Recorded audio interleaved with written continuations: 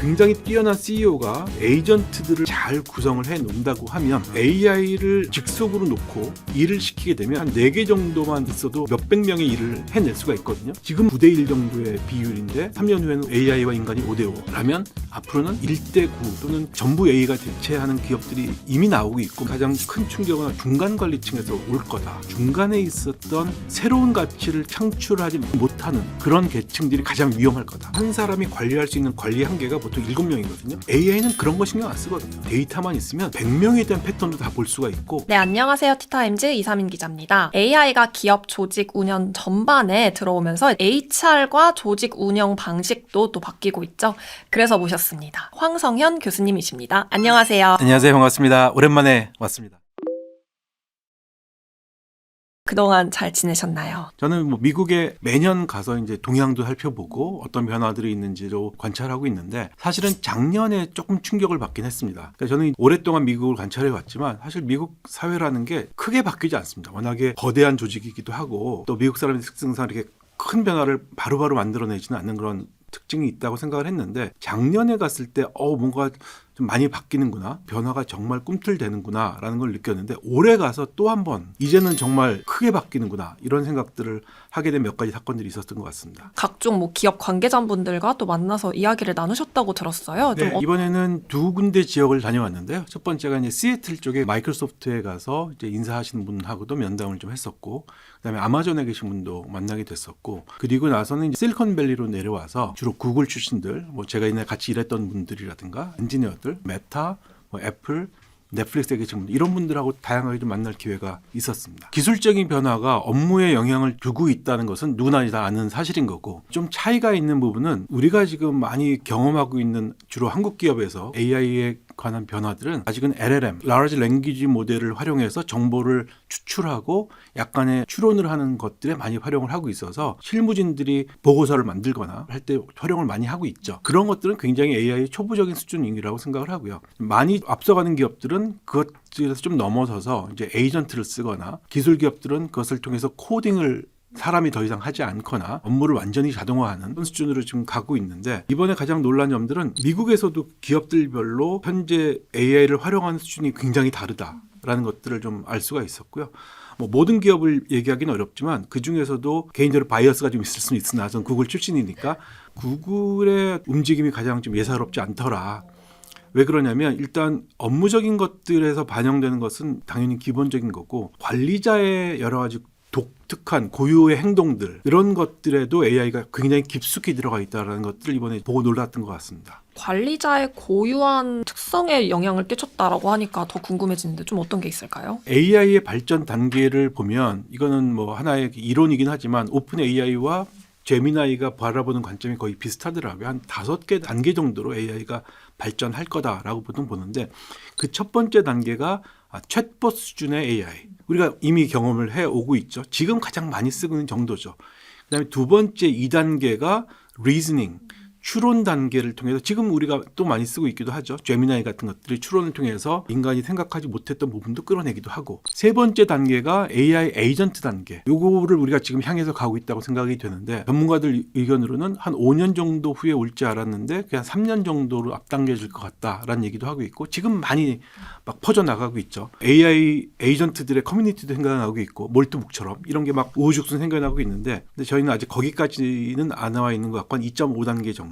그렇지만 이제 3년 안에는 에이전트 시대가 분명히 활짝 열릴 것 같고, 네 번째 단계가 이제 장인의 단계. 3단계는 인간의 능력치 중에 탑 10% 정도 수준이 될 거다. 전체 인구 중에 가장 잘하는 10명 중에 1명 정도 수준이 될 거다라는 얘기고, 4단계가 되면 거장, 장인의 수준이 돼서 전체 인류의 탑 1% 정도 수준의 역량을 발휘하는 것을 기계가 할 거다라는 것을 예측하고 있고, 마지막 단계가 굉장히 재미있는데요.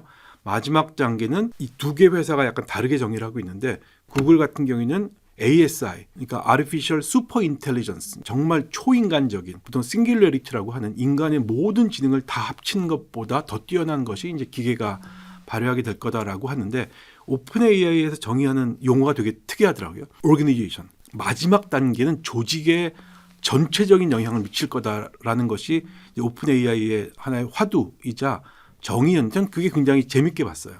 그러니까 물론 능력치로 보면 슈퍼휴먼 단계가 될 텐데 그것이 영향을 미치는 것은 결국은 조직일 거다. 조직이라는 건 사실 어찌 보면은 우리랑 떨어진 것처럼 생각하지만 우리 인간은 모든 것이 다 조직이잖아요. 여기에 영향을 미칠 거다라는 것이 이들의 생각이구나. 라는 것을 이제 생각을 하고 있었는데 그 징후들이 이미 나타나고 있다. 조직을 결국은 이루는 것은 누군가가 관리를 해야 되는 거잖아요. 근데 관리의 대상이 인간들이었던 거죠. 인간이 인간을 관리를 했었잖아요.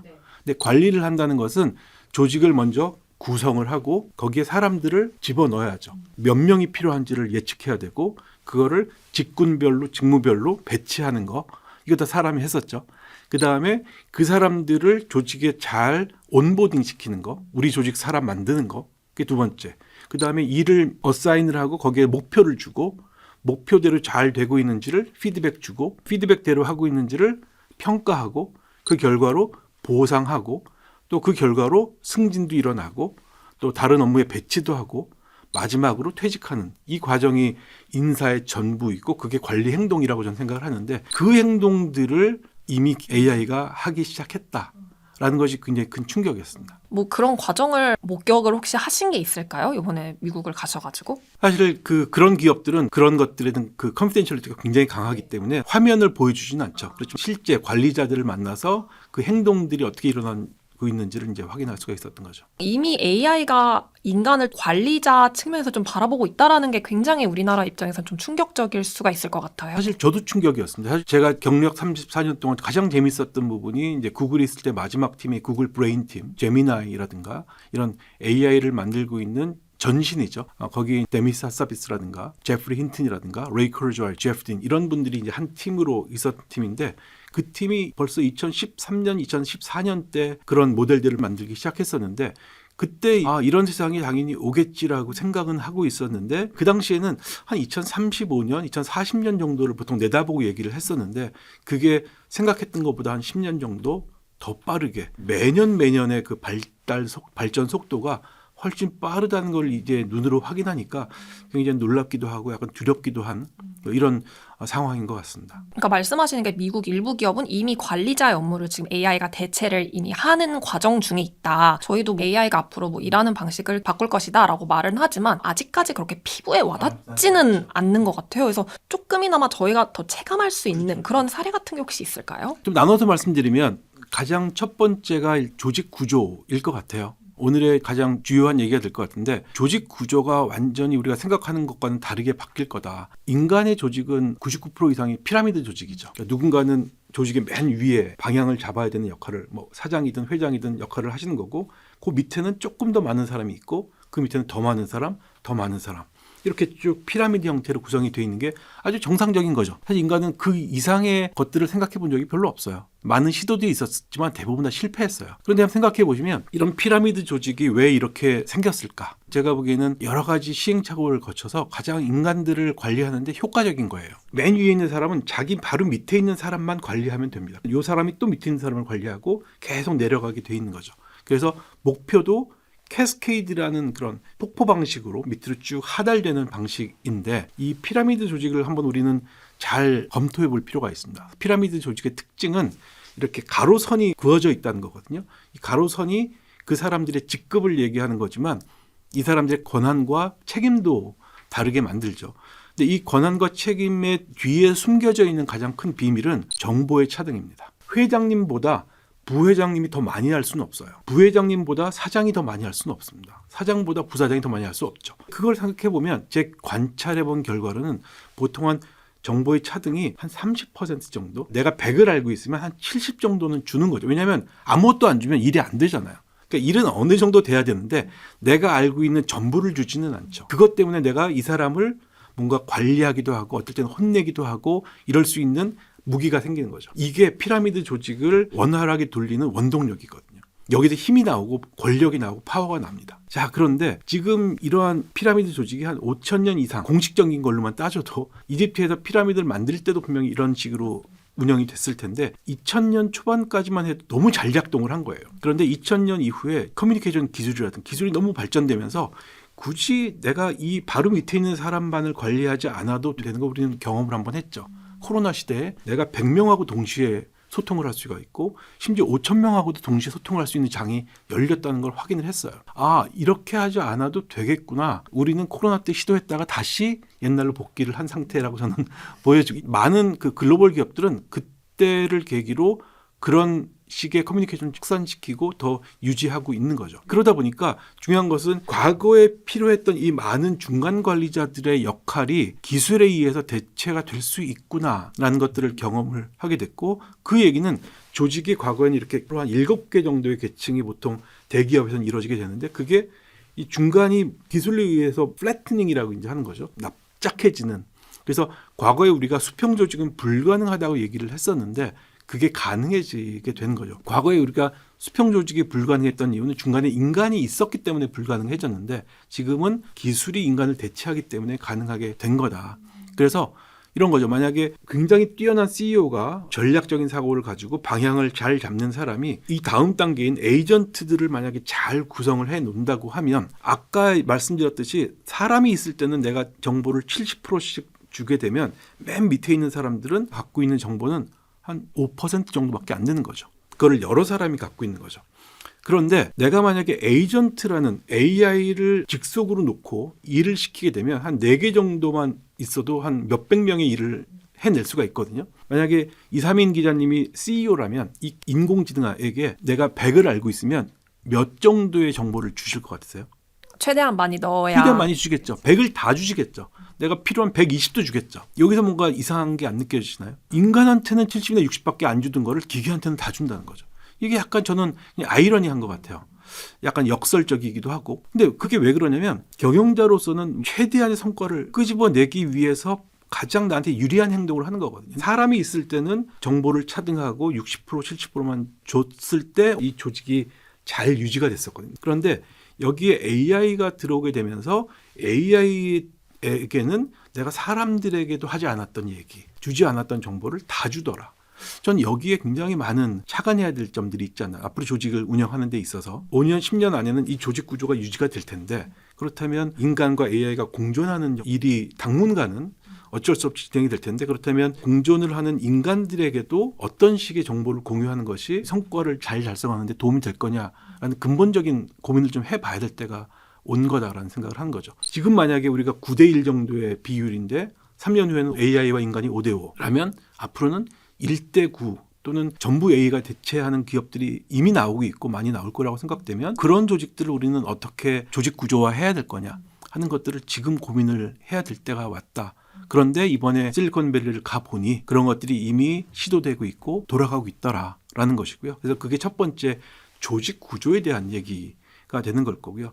근데 그 조직 구조가 구성이 되면 그 이후에 목표가 설정되겠죠. 이 조직에서 향하고 있는 그 목표를 위해서 각각의 역할별로 분야를 나눠서 목표를 하달하게 되는데, 그 목표에 대한 것은 아직까지는 인간들이 많이 개입을 하고 있는 것 같아요. 목표 자체를 AI가 잡기는 좀 어려운 점이 있는데, 그 목표를 잡는 행동조차도 이게 정말 타당한 목표인지, 또 거기에서 나올 수 있는 여러 가지 시나리오들, 이런 것들에 대해서 이미 AI가 개입을 해서 이게 정말 타당한 방향성인지 기능별로 이게 정합성이 있는지 하는 것들을 이미 다 봐주고 있다는 것은 뭐 어렵지 않게 할 수 있는 부분인 것 같습니다. 조직 구조 관련해가지고 과거에 뭐 PC라든지 모바일 시대 뭐 이런 시대를 지나오면서도 계속 뭐 정보가 민주화되고 소통도 좀 과거와 달리 수평적 구조로 좀 이루어질 거고라는 그런 기대가 있었지만 사실 그렇지 못했잖아요. 근데 뭐 이 AI라는 기술은 정말로 이 구조 자체를 좀 뒤흔들 수 있는 좀 기폭제가 될 수 있다라는 말씀으로 들려요. AI 시대의 가장 큰 키워드가 디스럽티브한 거죠. 기존 조직을 파괴하거나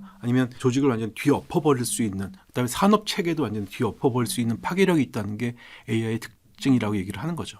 그러면 앞으로 좀 어떤 형식의 조직 구조에 대응을 해야 되나, 어떤 식을 예상을 하면 앞으로 좀 회사 생활이나 조직 생활을 하는 데 있어서 좀 도움이 될 수가 있을까요? 1차적으로 생각할 수 있는 것은 가장 큰 충격은 중간 관리층에서 올 거다. 그러니까 아까 말씀드렸던 이 피라미드 조직을 운영하기 위해서 이 중간 단계가 있어 왔는데 여기에 가치를 이제 많이 못 느끼게 된 거죠. 왜냐하면 여기서 시간이 굉장히 많이 걸리게 되거든요. 위에서 목표를 하달하게 되면 한 7단계를 통해서 밑에 내려갔다가 다시 이 계획을 실행 방안을 가지고 품위 과정이라는 걸 거쳐서 위에서 결정이 되고 또 내려왔다가 실행이 잘 되고 있는지 또 보고한 이거를 무한 반복하고 있는 게 지금 현재 상황이에요. 그런데 위에 있는 관리자가 똑똑해서 AI 에이전트만 잘 만들게 되면 이 전체 과정을 몇 명만 있어도 충분히 관리할 수가 있게 돼 있거든요. 근데 그 AI 네이티브들이 조직의 하단에 있으면서 이 에이전트들이 잘 작동하고 있는지만 그것도 당분간 궁극적으로 하면 그런 인력도 필요하지 않게 되는 게 5단계까지 가겠지만 당분간은 아주 적은 인력들이 이 조직의 하단부에서 그런 역할을 해주면 되기 때문에 중간 관리층이 없어진다는 것인데 그럼 이게 무슨 의미냐? 가장 중요한 것은 내가 있는 위치에서 조직이 미래 방향으로 가는 데 있어서의 가치를 내가 얼마만큼 주고 있느냐인데 중간 단계에 있는 분들이 밸류를 크리에이션 한다기보다 남들이 했던 작업들을 위에다 전달하는 역할 정도만 하는 경우도 많이 있습니다. 그게 이제 관료주의의 가장 전형적인 모습인 거거든요. 내가 실제 어떤 일을 하기보다는 옆에서 작업한 거를 내가 가져와서 검토하고 결제 사인하고 이것이 단계별로 올라갔던 것들이 관료 조직화된 건데 여기서 나타나는 그 중간에 있었던 새로운 가치를 창출하지 많이 못하는 그런 계층들이 가장 위험할 거다. 그런 것들은 이미 AI가 오면서 많은 경영진들이 이미 느끼기 시작을 하고 있고 그게 AI가 기술적인 발전이 이루어지면서 파급 효과가 있다는 걸 이제 눈치채기 시작했기 때문에 1차적으로 중간 계층이 큰 영향을 받을 텐데 그렇다면 이런 새로운 기술이 왔을 때 현재의 역할과 다르게 어떤 새로운 변화를 통해서 가치를 만들어낼 수 있는 건가 하는 것에 생각이 미쳐야 된다고 생각을 합니다. 관료주의적인 성향은 사실 우리나라가 조금 더 미국에 비해서 좀 더 강하잖아요. 일반적으로 생각할 수 있는데 꼭 그렇지는 않은 게요. 미국도 산업이 워낙 다양하기 때문에 실리콘밸리 같은 경우는 우리가 많이 봐서 그렇지 미국도 워낙에 산업이 다양한데 이 실리콘밸리나 이 테크기업이 아닌 기업들은 아직도 우리랑 크게 다르지 않거나 오히려 더 뒤처진 곳도 많이 있는 건 사실입니다. 사실상 이런 수평적 조직이 우리나라에 그대로 도입되긴 조금 어렵지 않을까. 아무리 뭐 AI 기술이 발전하더라도 약간 이런 의구심을 가지신 분들도 있을 것 같습니다. 저는 그건 좀 나눠서 볼 필요가 있을 것 같아요. 그러니까 한국이든 미국이든 둘 다 사람이 있을 때는 이 사람이 수평적으로 일하는 그 문화를 우리에 그대로 이식하는 거는 당연히 어려운 점이 상당히 많았던 것 같아요. 왜냐하면 문화니까. 그럼 문화적인 차이나 이런 것들이 과거에는 서구에 있었던 것들이 5년이나 10년 후에 우리나라에 접목이 되거나 이런 게 있었는데 이제 AI와 기술이 발전되면서 이게 거의 리얼타임으로 싱크가 이루어지는 것 같아요. 시차가 별로 없다는 거 하나. 그다음에 이제는 인간과 인간이 100%가 아니라 10% 20%씩 AI가 들어오고 있고 기술이 대체하기 있기 때문에 그런 문화적인 것들이 고려 요소로 좀 덜 들어오게 될 거다.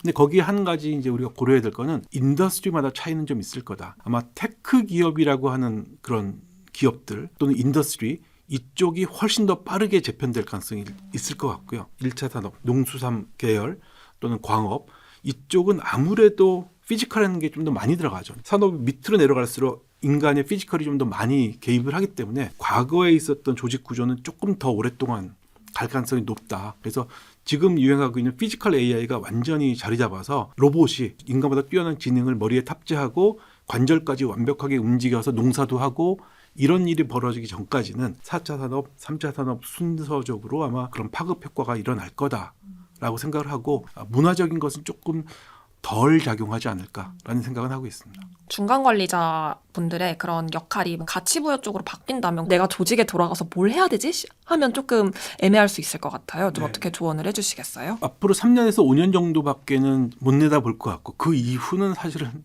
내다보는 자체가 거의 거짓말에 가까운 것 같아서 결국은 공존하는 정도 상태까지밖에는 오긴 올 것 같지만 이런 거죠. 앞에서 이제 조직 얘기를 했고 그 조직을 통해서 팀을 만들고 일이 돌아가게끔 만드는데 목표까지 수립이 되면 실제 이제 제가 관심을 갖고 있는 인사와 관련된 영역은 그 뒤로 이제 목표가 수립됐으면 그 목표대로 잘 진행이 되고 있나 이거 확인해야죠. 그다음에 그게 이제 피드백이라는 형태로 정보가 왔다 갔다 하게 되고 그 피드백을 바탕으로 과거에는 우리가 1년에 한 번씩 평가라는 걸 했었습니다. 잘하는 기업들은 분기마다 한 번씩도 하고 반기마다 하기도 하고 이렇게 조금 다양성이 있긴 하지만 어쨌든 특정 기간 동안을 나눠서 평가를 기반으로 보상이 이루어지고 대부분 1년에 한 번 보상을 하죠.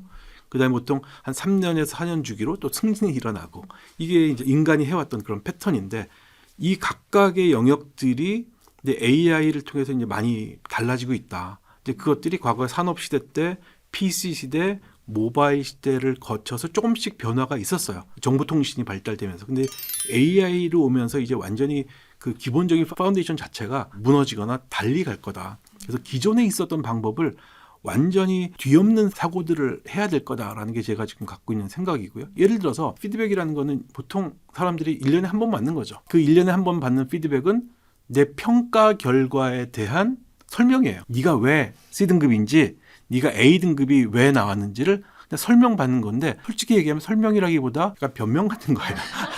내 사정 좀 이해를 해줘. 회사가 이렇게 시킨 거야. 이런 얘기들을 이제 하는 거죠. 근데 그게 어떠한 도움도 별로 안 되거든요. 회사 입장에 생각해 보면 이 사람한테 A등급인지 B등급인지를 주는 것 자체가 뭘 개인들은 중요하다고 생각할 수 있으나 회사 입장에서는 그래서 내년에 우리 회사가 더 잘 되는 게 중요한 거죠. 근데 회사가 잘 되기 위해서는 개인들이 열심히 한 것이 뭉쳐졌을 때 회사가 잘 되는 거기 때문에 피드백을 줘야 되는 거거든요. 근데 우리가 옛날에 학교 다닐 때도 그렇지만 너 100점 만점에 70점이야. 그 얘기를 들으면 일단 기분 나쁘죠. 내가 70점이라는 정보를 받았다는 게 다음번에 내가 100점 맞는데 도움이 되지는 않죠. 내가 100점 맞는데 도움이 되려면 네가 수학에서 피타고라스 정리를 이 부분을 잘 이해를 못해서 틀렸어. 요거를 더 복습하고 나랑 같이 해보자. 그러면 내가 100점 맞을 가능성이 높아지는 거죠. 근데 이런 행동은 별로 하지 않고 평가를 주는데 익숙했었는데 그게 과거에는 이 사람들의 행동과 자료와 데이터를 축적할 수 있는 적절한 구조가 별로 없었어요.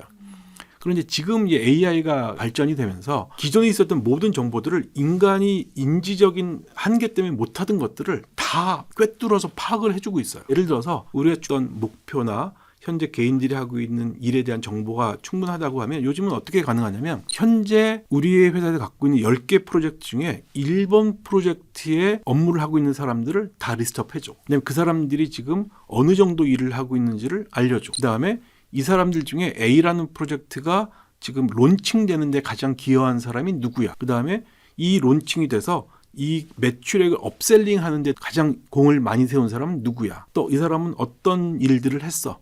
또 어떤 새로운 방법을 차용했어 하는 것들은 기계가 이미 인간보다 훨씬 더 잘 정리를 해주고 분석을 해준다는 것이죠. 그러니까 우리는 과거에는 1년이 다 지난 다음에 개인 성과 정리라는 셀프 리뷰라는 걸 통해서 자기의 입장에서 자기를 설명한 걸 바탕으로 해서 평가를 했었거든요. 근데 거기에는 많은 거짓 정보들도 많고요. 일부러 거짓말을 하지 않지만 기억의 제한 때문에 할 수 없이 뭔가를 만들어내거든요. 그게 아니라 시스템 뒤에도 돌아가고 있는 AI가 모든 사람들의 행동의 패턴을 보면서 그 정보들을 실시간으로 알려줄 수 있는 것이 저는 관리 행동을 지금 대체하고 있는 가장 첫 번째 포인트다라는 생각을 하는 거죠. 사람이 평가를 하는 과정 중에서 AI가 들어오면서 과거와는 또 달리 모든 걸 다 한눈에 또 볼 수 있는 그런 시스템이 만들어질 거다라고 좀 이해를 하면 될까요? 그렇죠. 한 사람이 관리할 수 있는 관리 한계가 보통 7명이거든요. 룰 오브 세븐이라 그래서 보통 5명에서 9명 정도를 넘어가면 인간은 정신을 못 차립니다. 그다음에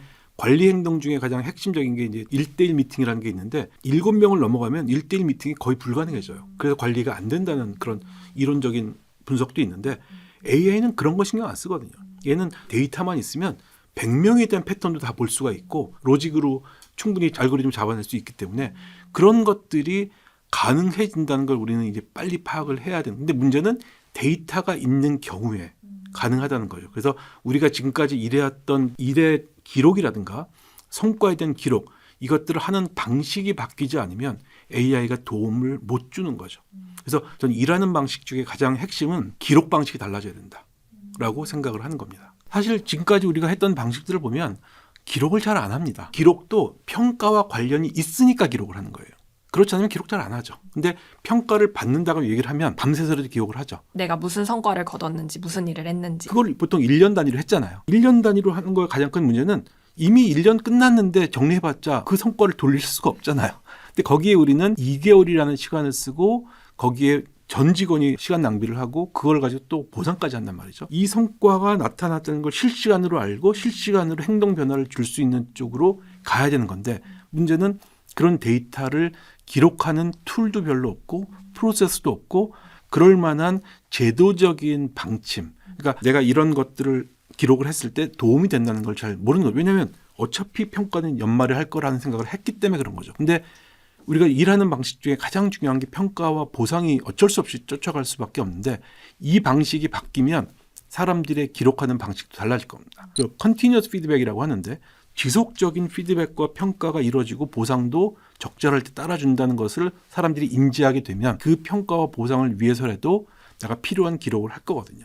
그럼 그 데이터들이 쌓여서 엄청난 데이터를 모아놓으면 그 다음부터는 굳이 인간이 개입하지 않아도 AI가 엄청난 자료 처리 능력을 가지고 누가 누구랑 일을 잘하고 있고 누가 성과를 잘 내고 있고 가시적인 성과를 이뤄냈는지는 바이어스가 없이 훨씬 더 잘 찾아낸다. 이미 그런 것들을 시도하고 있는 기업들이 있습니다. 근데 아까도 말씀해 주셨다시피 국내에는 아직까지 HR에 AI가 뭔가 깊숙이 들어오는 곳을 찾기는 어려운 것 같아요. 제가 아직까지 본 적은 없고요. 이미 일부 스타트업들은 좀 실험을 하는 경우도 있는 것 같은데 대기업은 사실 굉장히 시스템이 복잡하거든요. 레거시가 많고. 그래서 그거를 전체적으로 실험하는 곳은 아직은 보지는 못했고요. 근데 미국 기업도 제가 보기에는 아주 제한적인 회사들만 지금 되고 있다. 구글 같은 경우는 메일도 가지고 있죠. 캘린더도 가지고 있죠. 드라이브가 있죠. 사진도 있죠. 구글 미트도 가지고 있죠. 이 모든 시스템들을 본인들이 갖고 있기 때문에 본인들의 데이터를 전부 자신의 네트워크에 올려서 분석을 시킬 수가 있는데 예를 들어서 우리 회사가 구글의 경쟁사인데 여기다 다 올린다는 건 굉장히 큰 부담이죠. 그런 차이도 분명히 존재하는 것 같다라는 생각을 했고요. 제가 굉장히 재밌게 들었던 하나의 사례가 있는데 저는 기업의 상당 부분의 시간은 회의로 이루어진다고 생각을 합니다. 특히 이 경영진으로 갈수록 대부분의 시간은 회의에서 이루어지게 되는데 이 회의가 효과적으로 이루어지지 않기 때문에 효율성이 많이 떨어진다고 생각을 하는데 우리는 보통 회의하면은 그냥 부르면 들어갔다가 앉아있다가 메모 좀 하고 흩어지고 똑같은 얘기 다음번에 또 하고 이런 일들이 반복되는 게 저는 제일 안타까운데 최근의 동향들을 보면 일단 모든 그런 회의는 당연히 캘린더라는 앱에서 이루어지게 되고 그리고 이제 내가 캘린더에서 초대를 받으면 그 정해진 시간에 그 미팅에 가는데 모든 사람들이 한 공간에 있다고 하더라도 나의 노트북은 켭니다. 내 어카운트로 온라인 미팅을 켜는 거죠. 내가 같은 공간에 있지만. 왜 그러냐면 나의 목소리를 인식을 해서 누가 어느 때 무슨 얘기를 했는지를 기록을 하기 위해서 하는 거예요. 그러면 AI가 10명이 들어온다고 하더라도 내가 목소리를 내 노트북에 했을 때 나라는 걸 인지를 하고 황성현이 무슨 얘기를 했어가 트랜스크립트가 돼서 다 나타나는 거죠. 그러면 미팅이 끝나자마자 전체 트랜스크립트가 저장이 되고 이거에 대한 서머리가 나오고 다음에 해야 되는 액션 아이템들이 나오고 누가 오너인지 듀데이트는 언제인지가 기록이 돼서 자동으로 공유가 되는 거죠. 그래서 그 맨 밑에 다음번 미팅은 다음 주 수요일을 합니다 라고 하는 순간 다음 주에 캘린더가 잡히는 거죠. 근데 다음 주 수요일 날 이전에 월요일 날 리마인드가 오는 거죠. 야, 지난번 미팅의 후속으로 이번 주 수요일 날 미팅이 잡혀 있다는 거 알고 있죠? 알고 있는데 당신 액션 아이템이 3번이 있는데 이거 준비하고 있어요? 를 AI가 물어보는 거죠. 만약에 옆에 있는 동료들이 너 이거 준비했어? 기분 좋으세요? 조금 트래킹하는 것 같고. 그렇잖아요. 긁힌 것 같은 느낌이 들잖아요. 근데 AI가 리마인더를 해주면 기분이 덜 나쁘다는 거죠. 그런데 네가 이 액션 아이템을 실행하기 위해서는 이때 나왔던 미팅 미니츠 읽어. 그리고 여기에 관련되어 있는 서류가 지금 구글 드라이브 어딘가에 있는데 요거 링크 네가 보고 준비해야 돼. 이거를 넛지를 해주는 거죠. 넛지를 사람이 하면 기분 나쁠 수가 있는데 기계가 해주게 되면 자연스럽게 받아들이는 거죠. 그래서 제가 최근에 실험했던 것 중에 하나가 이 미팅과 관련되어 있는 많은 AI 앱들이 있는데 read.ai라는 걸 하게 되면 대화 내용은 당연히 먼저 나오고 개개인 참석자들의 발언 지분율, 말의 속도, 내가 얼마나 공격적이었는지 또 판단에 바이어스가 있었는지 또는 인클루시브니스, 남성, 여성을 가르는 그런 단어들을 썼는지 카리스마틱 했는지 이런 것들을 다 분석해 주거든요. 근데 이거를 만약에 참석자였던 학생들이 교수님이 이렇게 바이어스가 많으세요. 이렇게 감정적이세요. 말이 이렇게 너무 빠르세요. 그러면 사실은 아무리 제가 마음을 열고 하려고 해도 기분 나쁘잖아요. 근데 기계가 그걸 리포트로 해서 매번 보내주거든요. 그러면 내가 이거 잘못하고 있구나. 이걸 받아들이기가 굉장히 좋죠.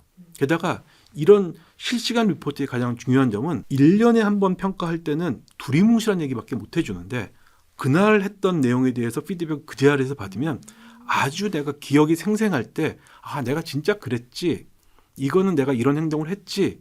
라는 것을 돌이켜보고 고칠 수 있는 아주 액셔너블한 피드백이 오거든요. 이게 굉장히 중요한 거죠. 피드백에 대한 형태가 이렇게 실시간으로 이루어질 수 있는 것이 가능한 기술적인 배경이 만들어졌다. 그렇기 때문에 어떤 특정 시점에 스냅샷을 찍어서 평가를 하는 척하는 것은 더 이상 하면 안 된다. 평가라는 궁극적인 목적은 뭐냐? 그 사람을 평가하고자 하는 것이 아니라 조직이 더 나은 성과를 만들어내는 데 있어 도움이 되는 행동, 이거를 알려주는 것에 있다. 근데 그 궁극적인 목적을 실행하는데 실현할 수 있는 기술이 왔다라는 게 중요한 거죠. 미래를 먼저 보다. 티타임즈.